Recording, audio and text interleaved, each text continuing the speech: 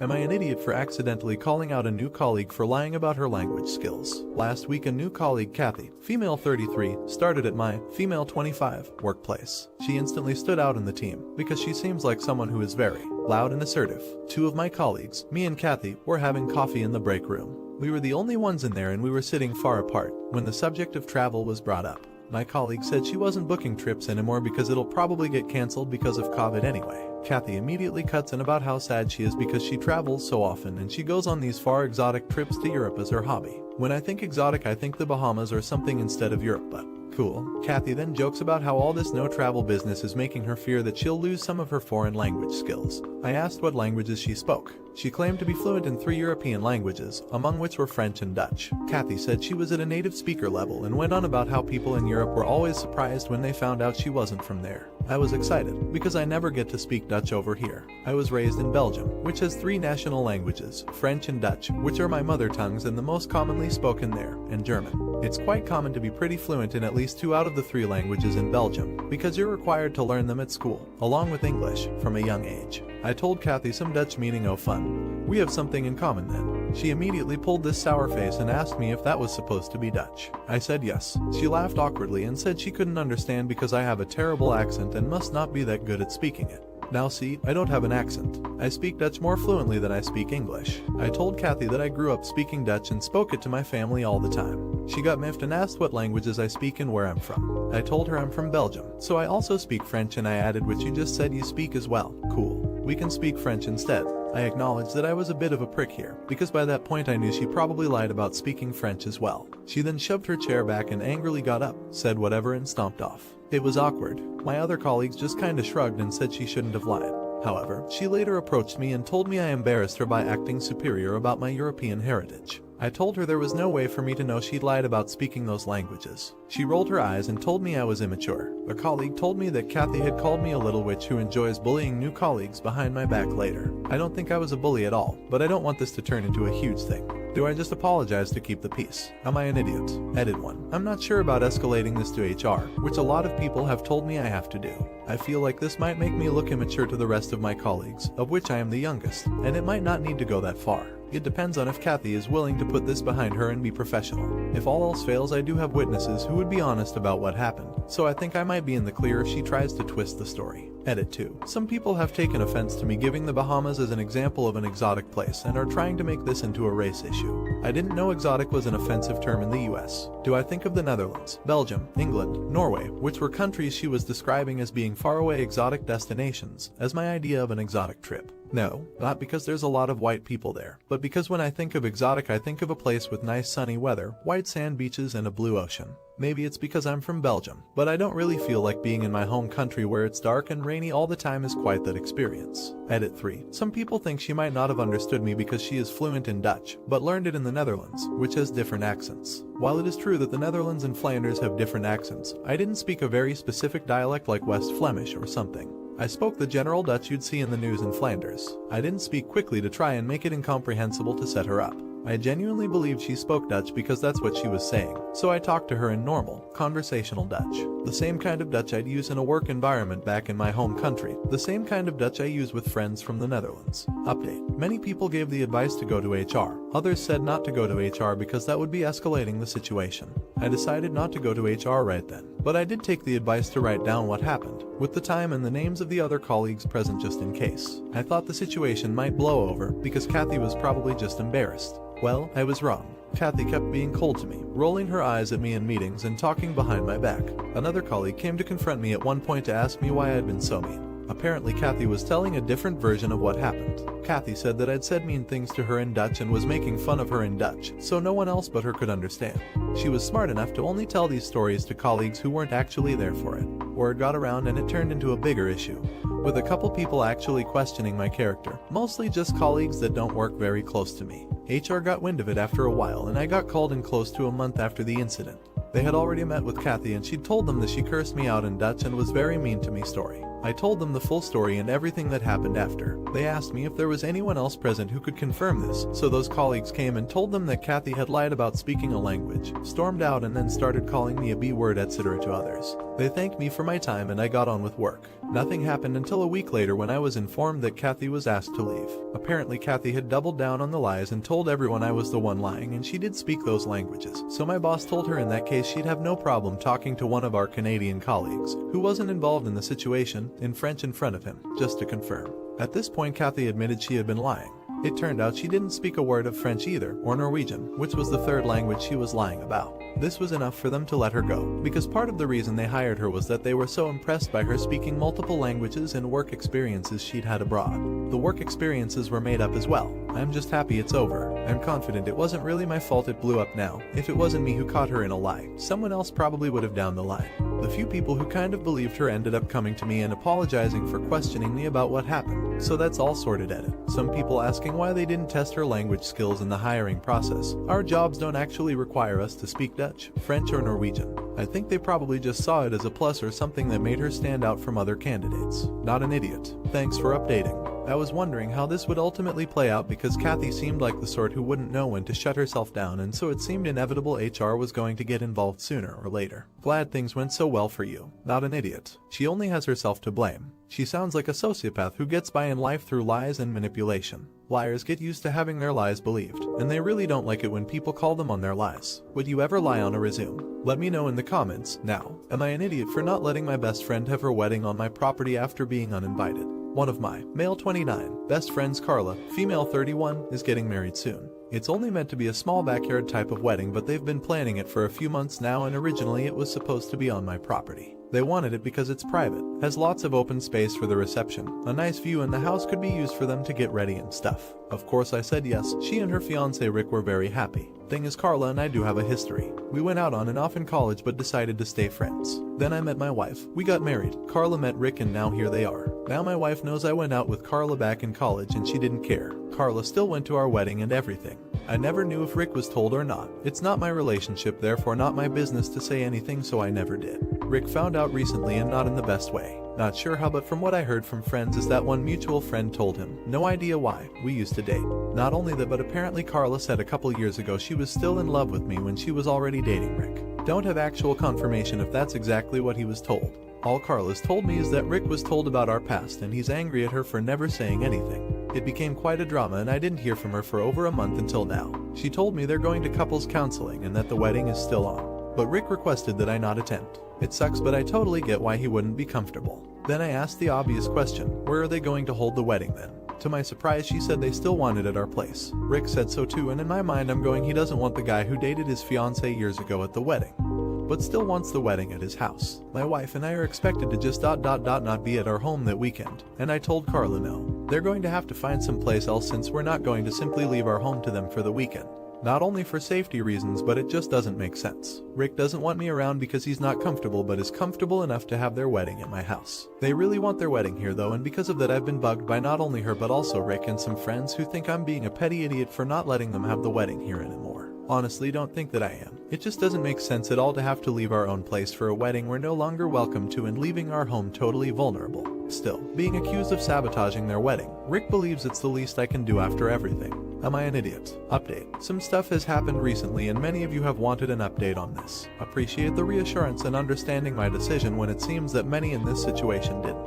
I remain firm in my decision about not letting them use my property for their wedding, even if they change their mind about inviting us, which honestly I don't care about anymore. Rick's family, thanks to him, got a hold of my cell, so that was more people I had to deal with. I put my foot down with Rick a few days ago and told him directly that I will go to the police and press charges for harassment. I have all the texts and calls documented. Also had a very long talk with Carla about everything going on. She apologized for it all, and she knows it's her own fault. Well, she decided to be the one to call things off in the end. Some of my friends still seem to think it's my fault and I'm taking some distance from them for a while. And also from Carla after getting some confirmation on a few things that I needed to know. Whole thing is a mess. I'm only glad in the end that I didn't give in to their demands and the constant bugging has stopped. It still was a huge headache over the last few days and not the kind of drama I want back in my life. Thank you to everyone who made me feel supported in this. It helped a lot not feeling like the only other person, aside from my wife, who thought their demand was insane and inappropriate. Not an idiot. That whole situation sounded insane. I'm sorry you had to endure harassment from such entitled jerks over it, and you've potentially lost a long-time friend because of it. But I think you're better off. Fiancé especially sounds nuts. I can't grasp being so insecure over learning that my so has, gasp. dated other people before me? Would you have caved and let them use your property? Let me know in the comments. Now, am I an idiot for inviting my dad's girlfriend over my real mom to spend the day with me? My female 17 parents got divorced 6 years ago. My mom quickly remarried and my dad has been seeing his new girlfriend for nearly 2 years now. I now live at mom's house for 2 weeks, then switch over to dad's house for the next 2 weeks. My relationship with my mom has always been difficult. I always felt like my mom wished for a more girly daughter, so we could do classical mother-daughter activities together, but I'm simply not that person my mom wants me to be. I've always been more tomboyish and have been into sports, especially tennis since I was a little girl, something my mom never truly understood or made an effort to be interested in. As a result, my mom and I never had the close mother-daughter relationship I feel like my mom wished for us to have. Now my relationship with my dad has been the polar opposite. My dad and I always got along great and I have always been a daddy's girl. But when my dad introduced me to his new girlfriend Julia, I instantly disliked her. My younger self thought she was stealing my dad from me. Her being relatively young, 27 when they began dating. And how I unfairly stereotyped her at first vapid pretty girl certainly didn't make me like her either. But my younger me misjudged her, and she's honestly pretty great. She always supported me, showed interest in my passions, showed up to my tennis matches, something my mom didn't bother to do, and has been a great person all around. I'm now ashamed to admit this, but I didn't recognize this until about 3 months ago and have been acting pretty horrible towards her before that. The problem. Second last weekend I had a tennis tournament where I got second place. For second place, I won a spa day for me and a guest. I decided to invite Julia, my dad's GF, to thank her for supporting me and for dealing with my horrible behavior. You don't believe how happy she was when I invited her. But when I returned to my mom's place on Sunday evening, my mom kind of assumed I would invite her as my guest for the spa day. She seemed to really look forward to it. When I awkwardly told her that I already invited Julia, she was disappointed and sad. Since then, she has acted downcast and moody, and we haven't really talked. I tried to explain the situation to her, but she wouldn't listen.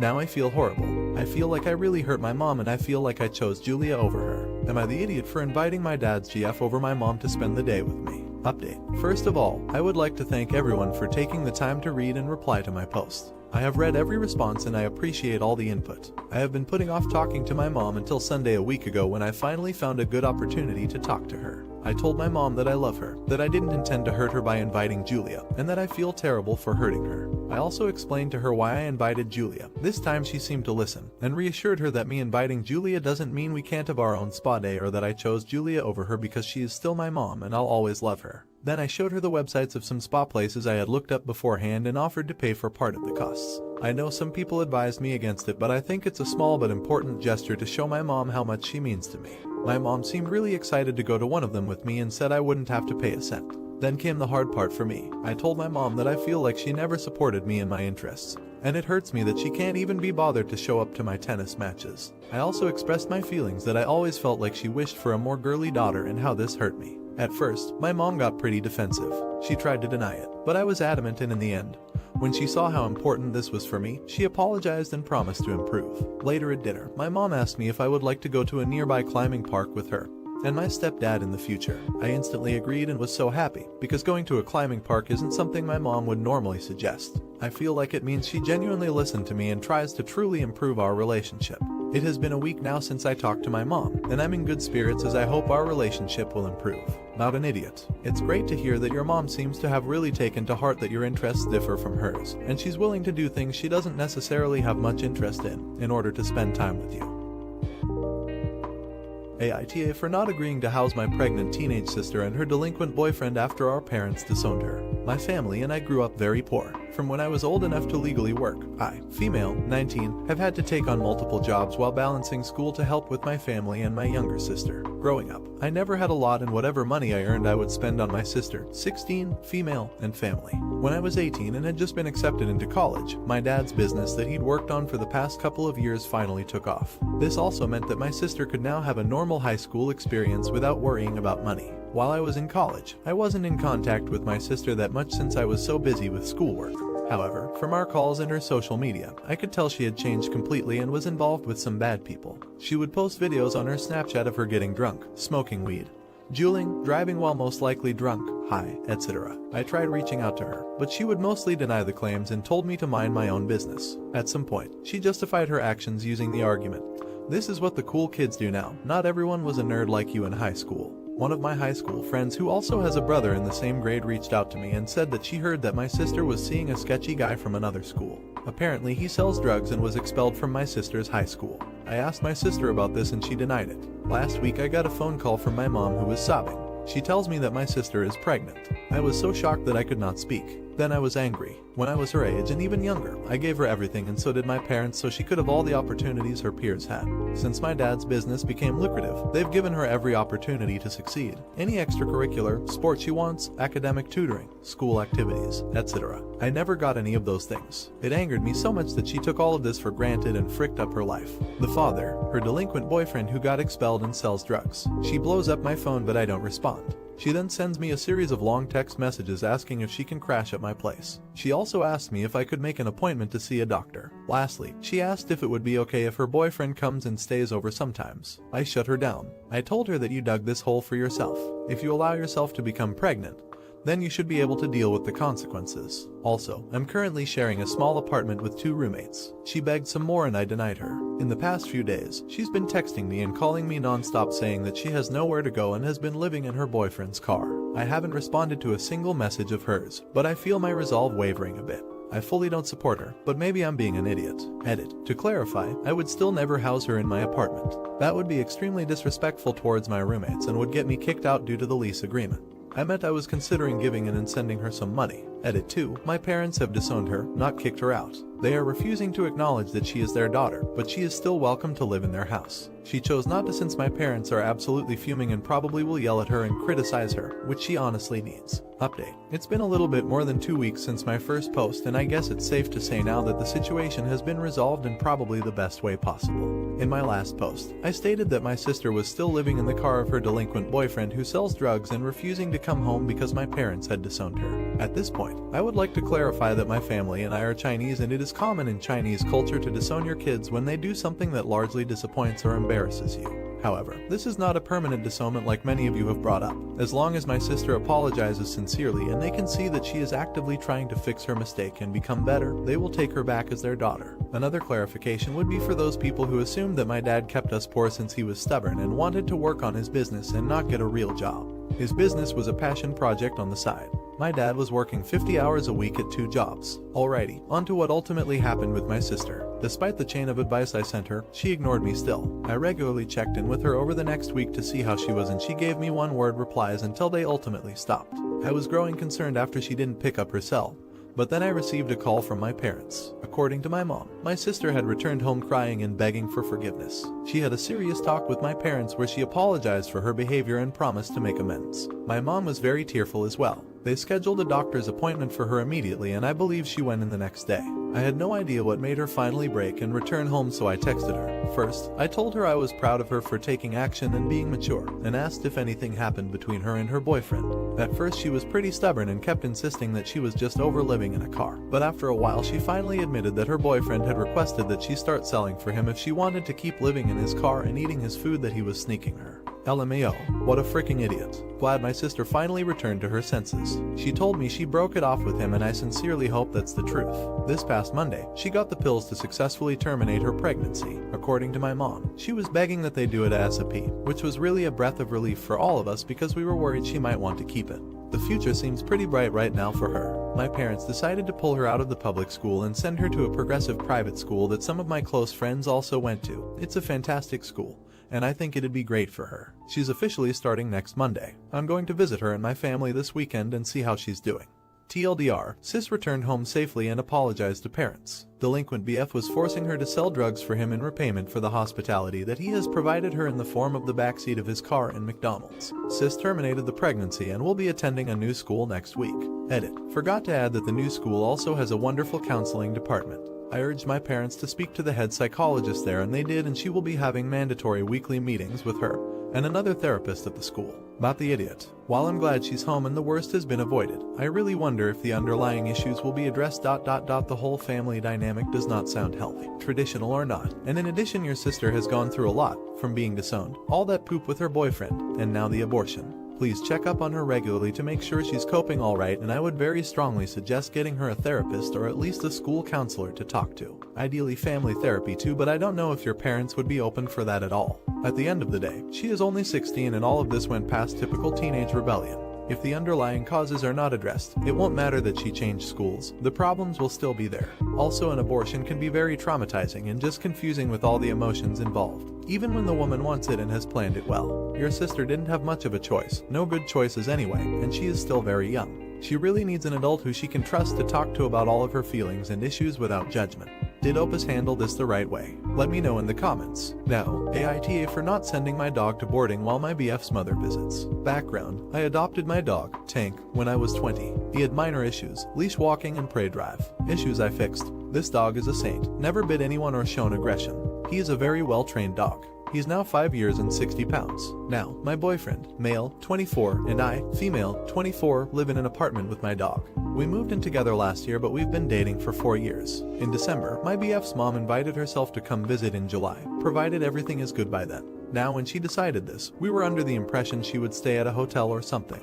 We live in a very small 2-bedroom apartment, but we use the second room as a shared office space. But whatever, we'll deal. We can throw in a bed and move the room around. But 3 weeks ago, she was talking to my BF saying she would be staying for 2 weeks because she wanted to sightsee. We live in a city, and because she really wanted to be with us. I could tell he was happy about this because he misses her and he doesn't get to see her a lot because we live far away from her. I wasn't going to argue with it, I know it makes him happy. But then she called again last week, and she told my BF she wouldn't feel comfortable if Tank was in the apartment with her because he's big and you can't trust dogs like that. She said she didn't feel comfortable with his size or breed. She said that he could be unpredictable because I got him at a yearish age and don't know about his past. She asked my BF if he would have my dog boarded the whole time while she was here. He brought it up 3 days ago and I immediately said no. He asked me if I would think about it and I said no again. Now he's angry with me. I'm fine with her staying with us. Fine with her staying for 2 weeks. Fine with having to move our office around and buy a bed to accommodate her. I'm fine with her staying here by herself while we're at work. I'm fine with all of that.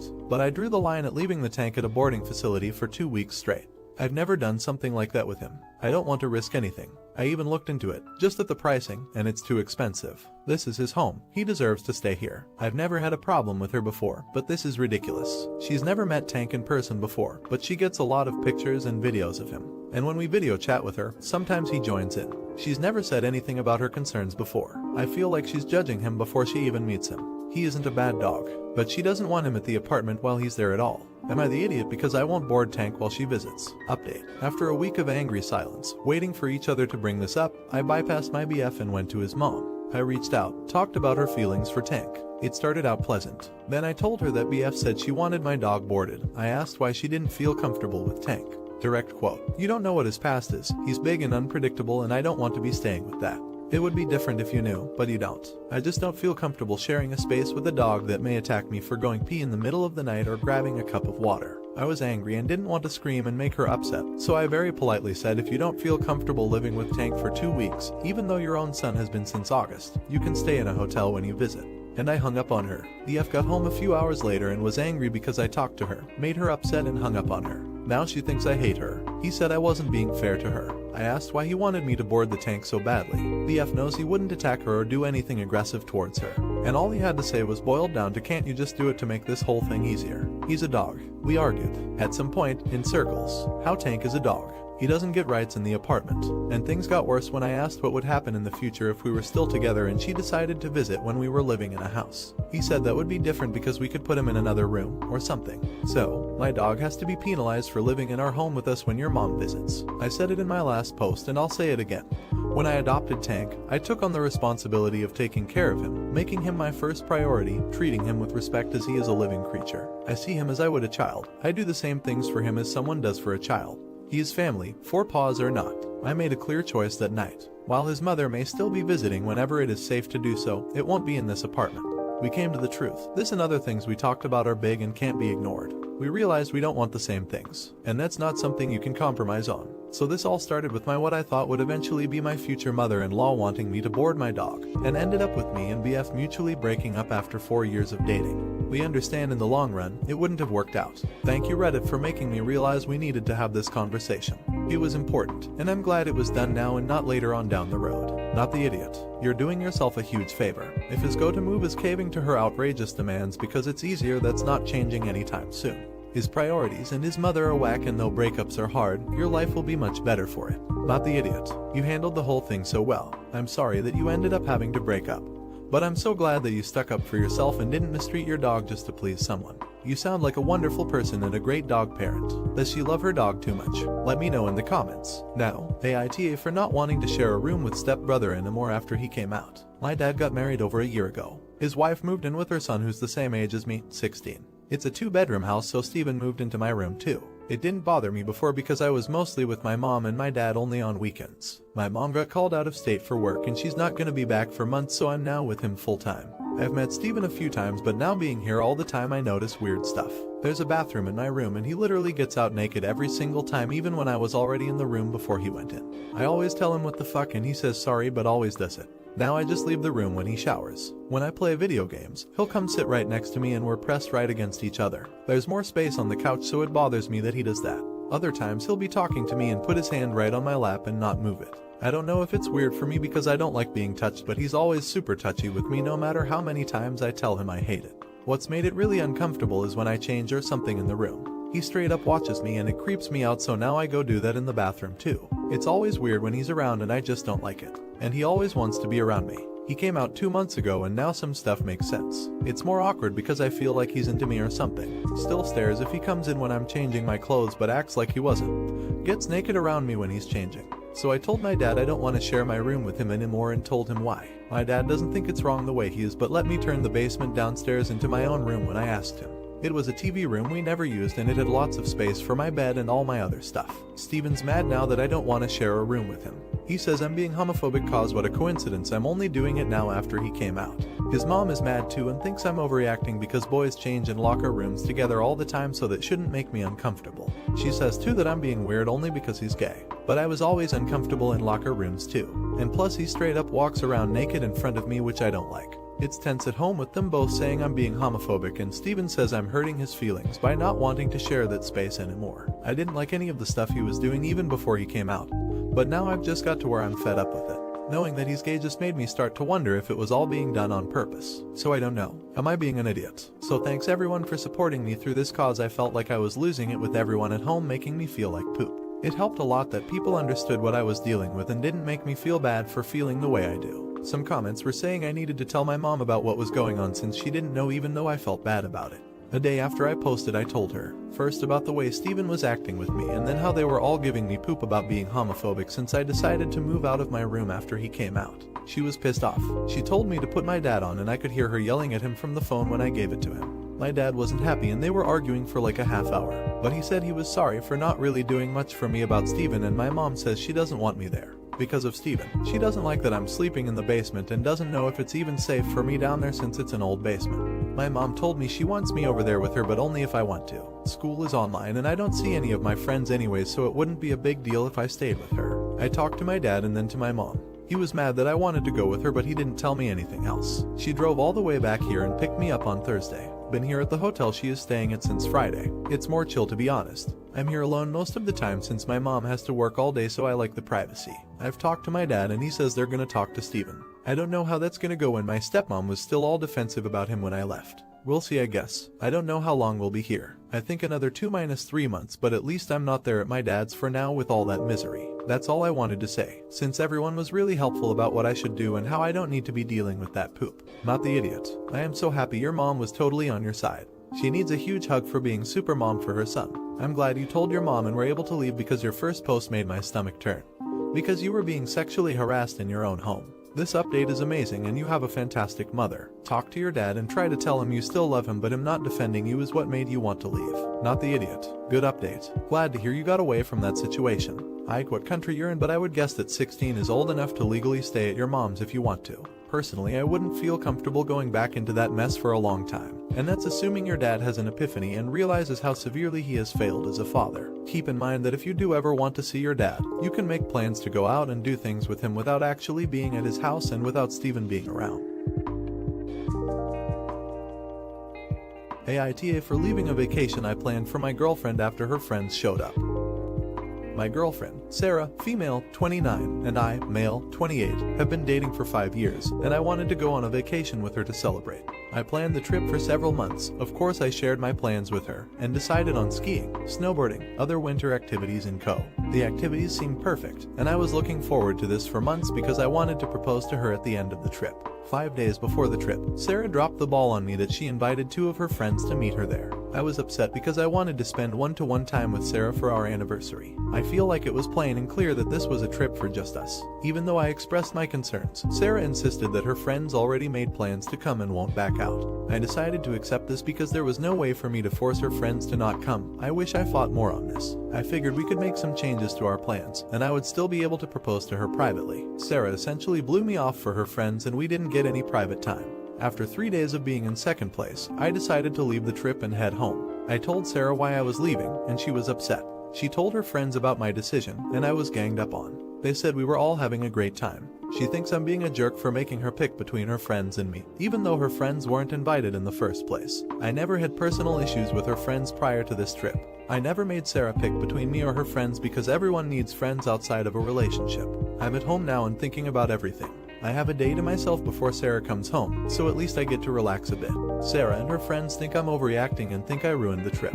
I think Sarah was disrespectful and rude to me by ruining the purpose of this trip and having her friends gang up on me. Am I the idiot for leaving a vacation I planned for my GF after her friends came along? Edit. This was a planned anniversary, romantic trip. I was clear that we have plans for just the two of us. We've been on other anniversary trips together without her friends there. We did discuss marriage beforehand, so it's not like a proposal wouldn't be out of the blue. Minor update. My friends are here at the house and they have been running potential interference, just in case her friends try to bombard and harass me. They've been great and I'm so glad to have them. Minor update number 2. None of Sarah's friends came by the house or harassed me last night, which is good. Sarah hasn't come home yet. I figured out what I want to say and have it written out. Update. I decided that I wanted to end this entire relationship. I packed my important belongings like my passport and clothes, and arranged with my best friend to crash at his apartment until I can find my own. Usually when small issues happen in a relationship, it ties into a bigger issue of that relationship.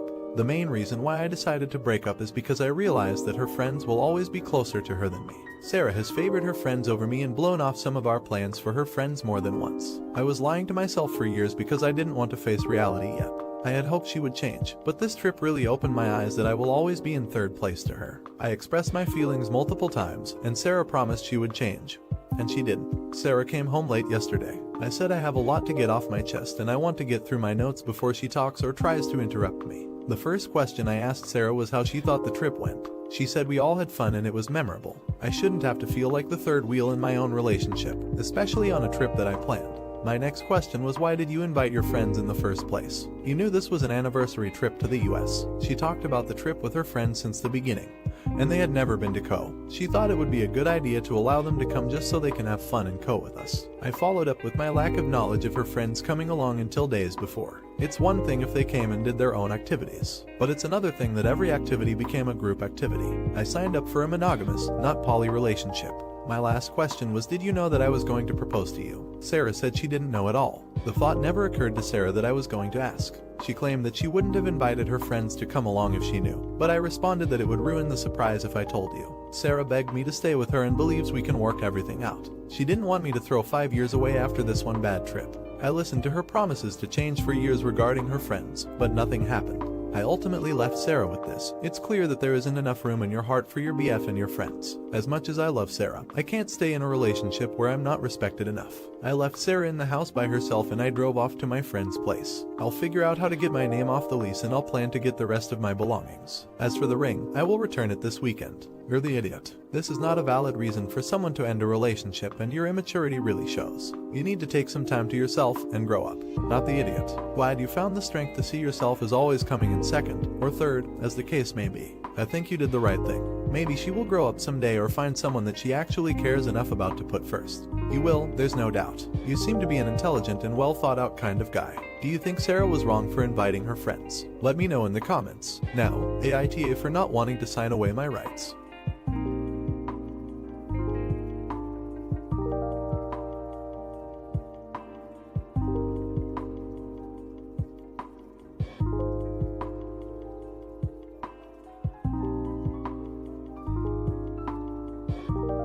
Look, I know this is my choice, and I have a right to say no, but right now it feels like the rest of the world doesn't agree. Honestly, I, male, 26, didn't know this woman that well when we first met through a dating site. She was 35 and according to her profile was single, never told me she was married. We went out on a few dates for 4 months until she told me she wasn't interested anymore. I later found out it was because her husband was getting suspicious and she needed to cut her losses. But a few months later she contacted me again and told me she was pregnant. It hadn't been that long since we slept together and she confessed everything. Her husband still didn't know yet because she wanted to find out who the father was first. We did the prenatal paternity test and confirmed her baby is also mine. She had to tell him after that and it was a poop show. He wanted to speak to me and called me crazy. She got him to leave me alone after telling him I never knew about her being married. We were both lied to by her. They're apparently trying to work things out, but here's the thing. Her husband wants me completely out of the picture and is willing to adopt my baby if I terminate my parental rights. He doesn't want me in their lives at all, and this is his only condition or he's divorcing her and taking their 2 kids. Don't know if he can actually do that, but she's begging me to do this or it'll completely break their family. Neither of them are considering that this is my child too and I want to be in my child's life. I said I would not and it's causing all these problems. She's called several times telling me how badly this is hurting her family and her kids are hurt and confused because her husband's temporarily moved out until this condition is met. She feels guilty for doing this to them but says she wants to fix her mistakes and make their marriage work if I could just do this. Plus to her, it's a sweet deal for me since I won't ever have to raise this baby or be responsible financially. I don't see it that way. I want to be a dad to my son. But it feels like what I want is hurting everyone else, like her kids. My close friends who know all this get I want to do right by my kid, but feel I should walk away from this messy situation as it'll always be a part of my life if I choose to be involved, and it's possible if her husband is willing to adopt my son after birth. He'll have a good life. Nobody else in my life thinks me being in my son's life is a good idea, and I don't know if it really is such a bad thing. She's due in 2 months and I don't know what to do. Am I the idiot? Update. It's been a while since I posted this and a lot has happened since then. And by a lot I mean I finally became a dad. My son is healthy and beautiful, the most beautiful baby I've ever seen. One of the best things to ever happen to me honestly, despite the drama. Thank you everyone who was helpful and encouraging in this situation. It felt good to know even with what everyone else was saying. I had a right to say no to my ex's demands and I'm not the one at fault for what happened. Several of you had suggested I talk to her about switching it around so that I could ask about getting full custody instead of being cut out if her husband had such a problem with me being around. Was a great idea and I feel pretty stupid for not thinking about it myself. So here's what happened. I decided to try again and contact her husband because throughout this whole time he was refusing to speak to me. But I just wanted to see if I could get through to him as a last resort. He agreed for us to talk and I was shocked to find out he'd actually changed his mind about accepting the baby 2 months ago, before I made the post. Originally, he did have the condition that he'd only take her back and adopt my son if I wasn't in the picture, but decided he didn't want to raise another man's baby. So she lied to me about him still having this condition, and this was just her attempt to try to fix everything even though he was planning on going through with the divorce. He was pretty mad about what she was doing too, so he was kind of on my side about it. Did get a lawyer involved and had another talk with her as well after he spoke to her pretty much saying he'd never take her back no matter what she did at this point.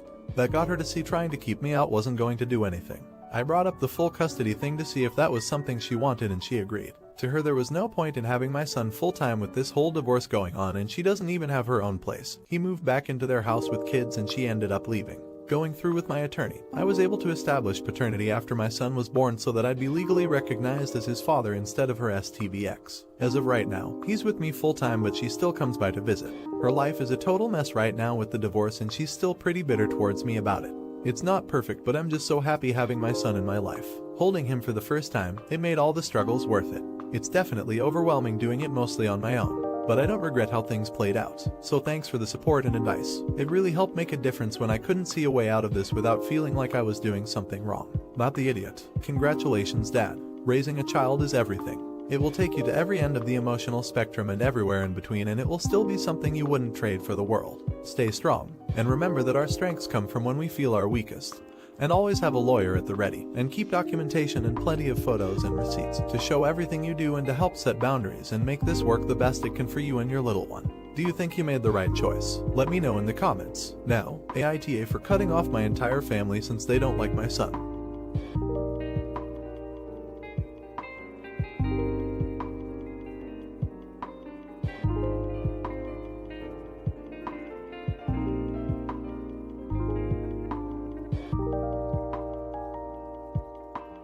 I, female, 25, have a 6-month-old son. His father is deceased. His father's family don't want anything to do with him, and my own family, minus my dad, have told me that they don't want anything to do with him either. I've read and heard enough to know that I shouldn't expect anyone to help me and that my kid is my own responsibility, so that's how I've been dealing with everything. I work from home, so I don't really need a babysitter for work or anything either. I'm okay TBH. I'm still dealing with grief and I'm kind of lonely, but every time I talk to anyone they always remind me that they don't want to deal with the baby. For example, I sent my sister a funny post and before reacting to the post she sent me a warning text saying that this doesn't mean she'll babysit. I didn't even mention my son. Everyone does this to me, my mother, sisters, friends. They also act like I made a mistake for not terminating after my BF passed, so yeah, I'd rather be lonely. We have a family group chat, and although I don't bother texting there after my sisters told me not to send any pics of my son because nobody cares except me, I do read their conversations to feel something AITA. Well, like how they didn't realize I was in the group chat because you know family group chat, but they were talking about how they have a surprise party planned for my birthday. And I lost it. I burst into tears and immediately called my sister who was with the rest of the family. I asked them what they were trying to accomplish after making me feel like poop for almost a year. She told me to stop being dramatic, but I just kept going. I asked her and the rest of my family why they thought that I'd appreciate the party after months of them not talking to me or my baby. My mom told me that she just wanted me to realize how difficult being a single mother is, but I told her to shut up. I then told them all to leave me the frick alone and don't bother with the surprise party. One sister called me a witch and the others laughed at me, saying that I'm being hysterical and overly dramatic, and they definitely weren't doing the party now, or at least until I apologized. I don't want to apologize though. I don't think I'm the idiot, but my sisters and mother say that I'm overreacting and that this is exactly why I don't have any friends. They say I'm the awe. My dad found out about everything and came over last night and told me to ignore everyone, but I can't stop thinking about this. Am I the idiot? Edit. My BF's family is very religious and don't like the fact that I had a baby out of wedlock. My two sisters are in their mid-late 30s and don't have children for whatever reason. They were supportive when my BF, no I didn't steal him from anyone, was alive, but did make a few off comments about how fertile, young I am and how they're not, etc, etc. I don't know why they switched up, and that's also why I lost it. My parents are divorced and my father is not in the group chat. It's my sisters, mother and stepfather. I'm sorry, I should have made this clear. Wow, I have never felt so supported and loved in a very long time. I wasn't even going to post anything, but I'm so happy I did. I don't know how to explain just how big of an impact everyone's comments and DMS had on me. It was so lovely. Thank you so much for all the offers of friendship and more. So as of a few weeks ago, I moved in with my father. Being alone with my son had me going crazy. The loneliness was literally killing me. I needed help and I am no longer ashamed to admit it. My dad made the offer. I work Monday to Friday and have the weekends off, and well, I've been following everyone's advice and signed up for a mommy and me thing nearby. It was nerve-wracking, but so many moms were so friendly and came up to me themselves. I got 3 numbers and they're all inviting me to a dinner party. They're really sweet despite being at least 5 years older than me. They've sort of adopted me, lol. Their words, not mine. I'm also going for walks after work. My dad and son come along sometimes. Me and my dad also cook together and we make some pretty neat stuff for his girlfriend, who has also been really kind. As for my mother and sisters, I still don't know why they dislike me and my baby so much. But I took that step and left the group chat. This might sound ridiculous, but it was really hard. I even shed a tear. But I did it. They haven't spoken to me since. I contacted my in-laws one last time. AITA, but his parents said they were willing to meet. They won't try and take him from me, but my dad got me a lawyer just in case. I'm meeting them this weekend, and depending on how it goes, I will let them see my son eventually. Finally, I saw a doctor and I've been diagnosed with PPD. I'm currently seeing a therapist that was recommended to me and have started a treatment plan. My son, father and his GF have been my biggest supporters in him trying to be better for me, but them as well. I've also been missing my fiance a lot these days, but his memory is kind of calming.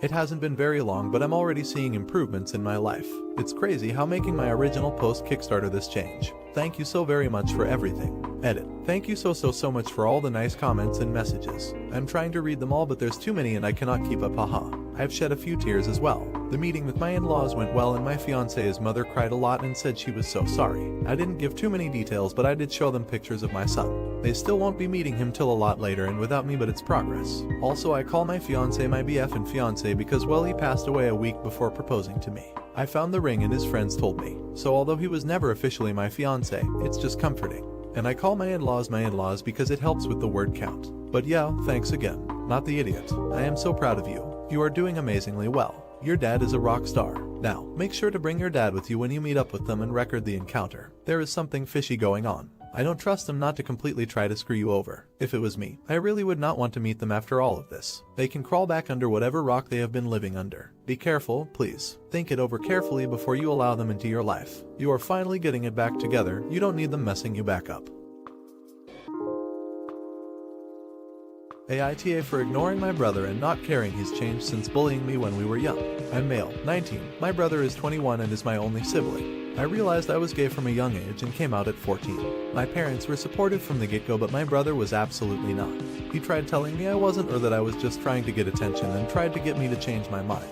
When that failed, he called me a freak, diseased, said I was going to hell, even though we aren't that religious, and made it clear he didn't want a relationship with me. He outed me at school. My friends already knew, and tried to get others to join him, but no one really cared and nothing much changed. Needless to say, I vowed to limit contact with him as much as possible, but the comments continued until he moved out when he turned 18 for school.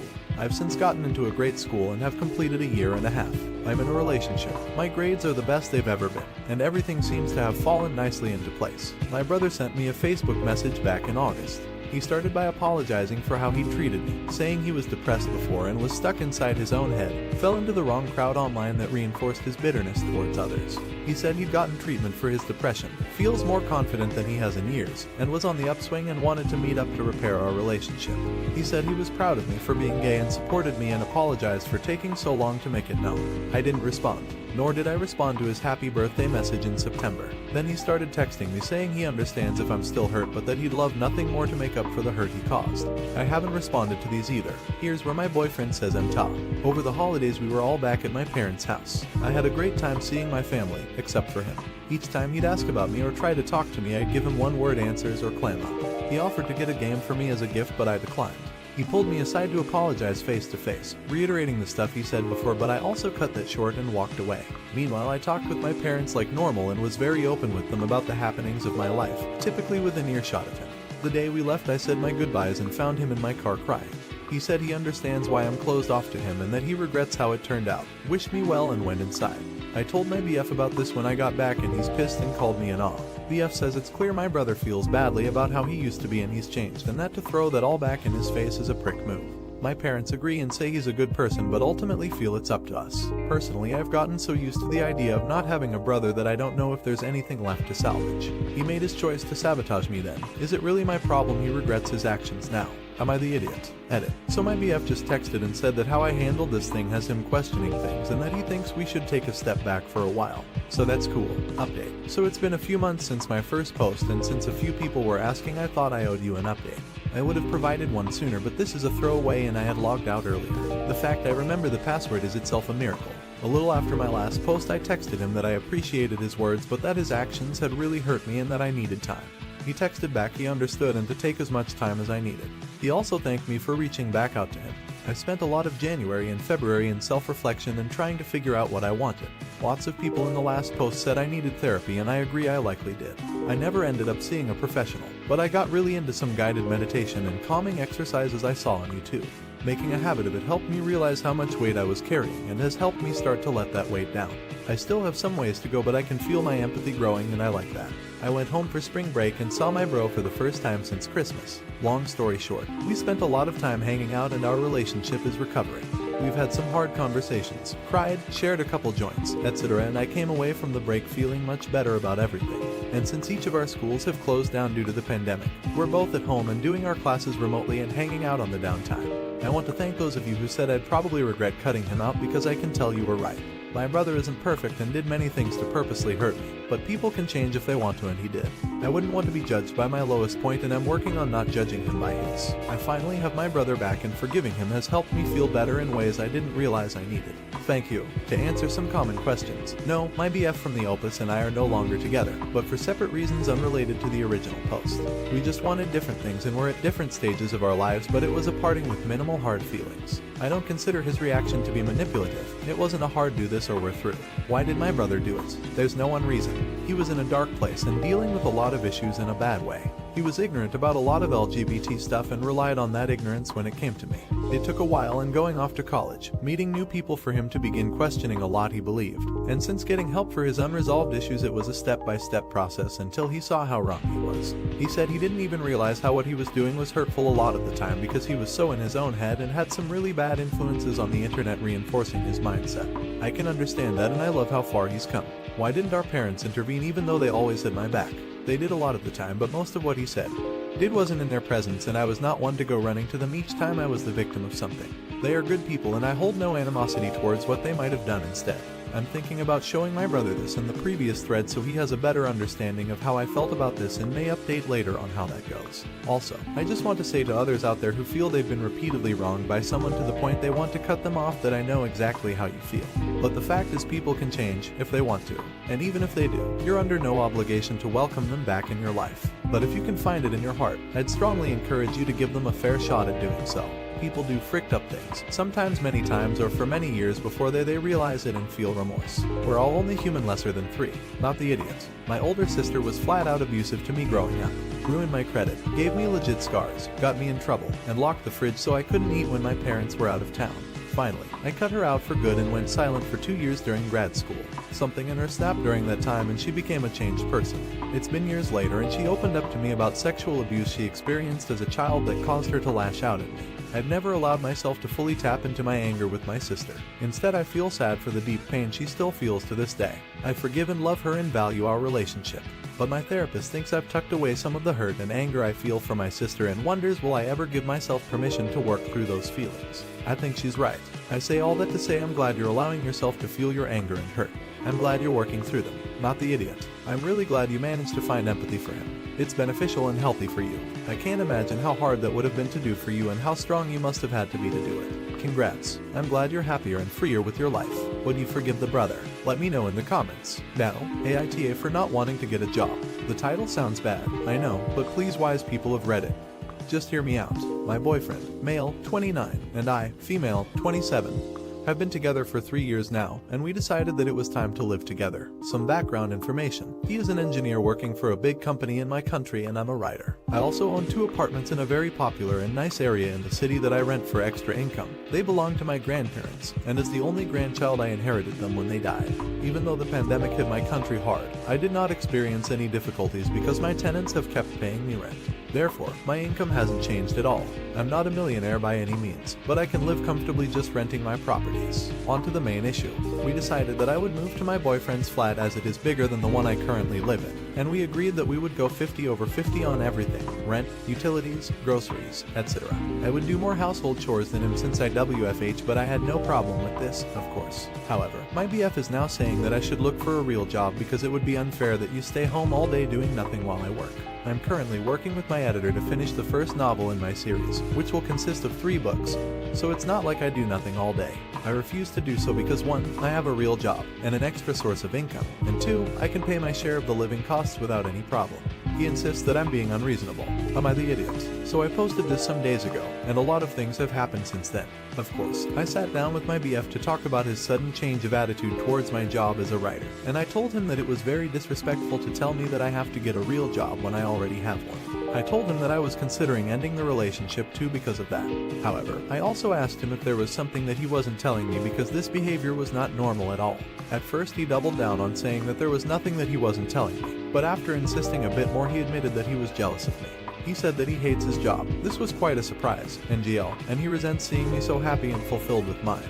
The fact that I have another source of income only makes his jealousy worse because I'm pretty independent and can stop working whenever I want. His words, not mine. However, he said that he was willing to let me continue writing if I also worked somewhere else to make things fair. I was flabbergasted. I love this word, to say the least. So yeah, I broke up with him. It hurts, but I'll live. Maybe this will give me ideas for another novel. Haha, thank you all for your advice and kind words. They have been really helpful. Not the idiot. How I love reading stories of independent people kicking ass. Congratulations on your success and walking away from someone who was going to bring you down. Good luck with your book. Not the idiot. Girl, as another writer, I'm jealous as hell you have a passive income and get to spend your days writing what you want. But you know what? Good for you. You chase those dreams, and you'll keep yourself fulfilled more than any insecure man ever could. It's so absurd for people like that to spend so much energy trying to tear another person down to make themselves feel better. He should have just found a goddamn hobby. Should she have dumped him? Let me know in the comments. Now, the AITA for lying about my wife having fertility issues.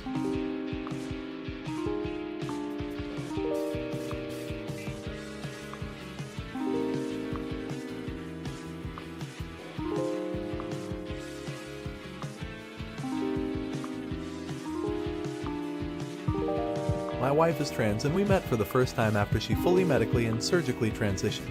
Nobody besides her family, and my sister, who found out on her own, really knows this, and she wants to keep it that way. Anyway, we both wanted to have kids young, so we adopted our little girl before the pandemic started. Because of everything that's been going on, my parents didn't really get to meet her until last week, and my sister and her husband were also there. My parents are very conservative, and they've been a bit disappointed about the fact that we adopted. Nothing really explicit, but just subtle things. After they met our daughter, though, they melted a little, because how could you not? But they still wanted to know why we adopted. I felt a bit clever saying fertility issues, because we do have fertility issues, just not the kind my parents probably thought. My sister didn't say anything at the time, but she let loose on me later. I forgot that she has fertility issues, and she started yelling at me saying that she's been spending tens of thousands of dollars on in vitro, how depressed it's made her, how her marriage is on the rocks, and how she's traumatized from her miscarriages. I didn't know she had any. She told me that she trusted me with that and that I'm immature. I told her that we technically do have fertility issues, and she said it's different because we chose to have ours and we knew what we were getting into. She said that it wasn't our issue. All the women I dated before my wife were cis, but I didn't fall in love with any of them. I don't think I chose to fall in love with her, so that made me pretty upset. I wouldn't have felt like I was in the wrong until my sister told me that I could have just said that I felt like it would be better for the world to adopt. I still think it would have been met with a lot of suspicion and criticism from my parents, but that would have been the easiest way to avoid anybody getting hurt. And now I've built this unnecessary rift between my sister and I. My wife says that we do have fertility issues, and she feels bad for my sister because of everything she's going through. But ultimately, we have nothing to apologize for because we told the truth. I don't know what to think about all this. Am I the idiot? Update. So, it's been about 3 months since the incident in the post. Our daughter is still the most precious girl in the world, and my wife was very complimented by a few of the commenters. Even though, at the end of the day, I don't think it was wrong to refer to it as fertility issues. I apologized to my sister once she cooled down anyway. She's been going through a lot. Sometimes things aren't about being right so much as they're about family. Thanks to everyone who told us we had nothing to apologize about, though. My sister forgave us, and we hugged it out. She even apologized about telling her she was appropriating issues, which honestly offended me the most, but that wasn't the end of it. My wife couldn't get rid of this nagging feeling that maybe something could go wrong again and my sister or her husband would tell my parents, so she told me she wanted to come out to them. It was a hard decision for us, because I loved them and I was terrified they would disown me and spread gossip about her, but what can I say? My wife owns me lol. It's her over everyone else for me. She kept getting scared every time we agreed we were going to say something. And it ended up coming out when my mom was telling my wife how much I cried when I broke my arm. She said the most she ever cried was getting a soccer ball launched into her balls. I love my wife. She had to explain it a bit to them, and they're still a little uncomfortable. But nothing has really changed. At first, they were horrified, but they always really liked her, and I guess they couldn't just erase that, especially after she explained her situation to them. If anything, I'd say she's made them a bit more open-minded. And I actually got my sister and her husband looking into adoption. Everybody wants a daughter like ours. Anyway, thanks for the advice, everyone. I hope this update makes everybody's day a little brighter. Not the idiot. I think this is quite an amazing update. Also, the surprise twist of your sister looking into the adoption route. Not being able to carry your own child doesn't make you less of a woman. Nor does popping out a kid a year make you more of one. I hope she adopts as many kids as she wants and they grow up with all the love she has to give. Not the idiot. So happy to see it. Such a good example of you don't apologize for intentions, you apologize for impact. Both of you hurt each other and apologized for the hurt even though neither had bad intentions.